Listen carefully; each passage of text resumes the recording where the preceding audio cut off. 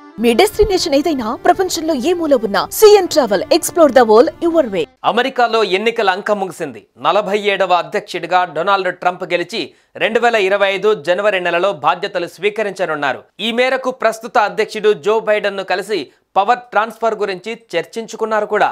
ఇలా power transfer కోసం చర్చలు ముగిసాయో లేదో ఇంతలోనే ఎలక్ట్ ప్రెసిడెంట్ డొనాల్డ్ ట్రంప్ మరో బాంబు పేల్చారు. ఎప్పటి నుండో దేశానికి ఇబ్బందికరంగా ఉన్న అక్రమ వలసలపై కీలక ప్రకటన చేశారు. సాధారణంగానే దేశ ఆర్థిక తిరోగమనానికి, ఇల్లీగల్ వ్యవహారాలకు అక్రమ వలసదారులే కారణమని ట్రంప్ పదే పదే చెబుతుంటారు. అలాంటిది వారిని అరికట్టేందుకు ట్రంప్కు గొప్ప అవకాశం అమెరికన్లే కట్టబెట్టారు. ఇక ఊరుకుంటారా? తగ్గేదే లేదంటున్నారు ఎలక్ట్ ప్రెసిడెంట్ ట్రంప్. ప్రస్తుతం అమెరికాలో అక్రమ వలసలపై ఓ ట్రంప్ అభిమాని పెట్టిన పోస్టుకు నేరుగా ఆయన రిప్లై ఇవ్వడం, అది కూడా తనదైన స్టైల్లో ఇవ్వడం సంచలనంగా మారింది.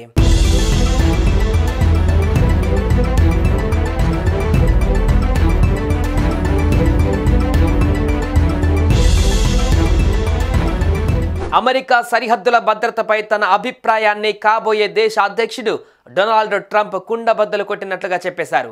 సరిహద్దు భద్రతపై జాతీయ అత్యవసర స్థితిని ప్రకటించేందుకు ట్రంప్ సిద్ధంగా ఉన్నారని పేర్కొంటూ ఓ వ్యక్తి ట్రంప్ సోషల్ మీడియా వేదిక ట్రూత్ సోషల్లో పోస్ట్ చేశారు. బైడెన్ హయాంలో సరిహద్దులు దాటి అక్రమంగా అమెరికాలోకి చొరబడిన అక్రమార్కులను సాగనంపుతారని, ఇందుకోసం అవసరమైతే సైన్యం సాయం తీసుకుంటామని సదరు ట్రంప్ అభిమాని తన పోస్టులో చెప్పుకువచ్చాడు. అయితే ఎవరు ఊహించని విధంగా అభిమాని పెట్టిన పోస్టును రీపోస్ట్ చేసిన డొనాల్డ్ ట్రంప్ ట్రూ అని కామెంట్ పెట్టారు.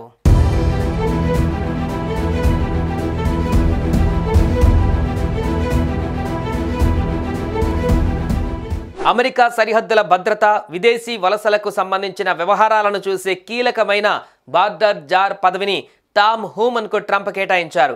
బైడెన్ నిర్లక్ష్యం వల్ల అమెరికాలోకి చొరబడి అక్రమంగా ఉంటున్న వాళ్ళంతా తిరిగి వెళ్లిపోవడానికి సిద్ధం కావాలని అమెరికా అధ్యక్ష ఎన్నికల ప్రచారంలోనే టామ్ హూమన్ పలుమార్లు హెచ్చరించారు.